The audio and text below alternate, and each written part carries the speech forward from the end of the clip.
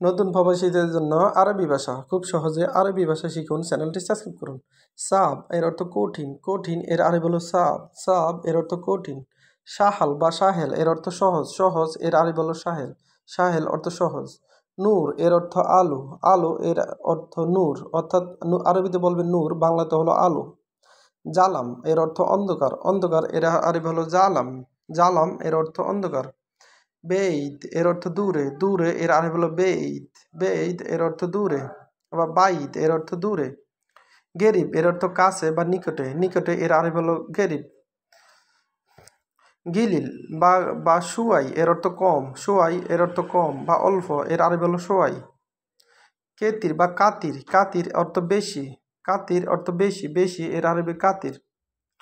গুম এর অর্থ উঠা, উঠা এর আরবি হলো গুম। আমরা যখন বলি উঠো বা বসা থেকে উঠো, তখন আরবিতে বলতে হবে গুম, গুম এর অর্থ উঠো।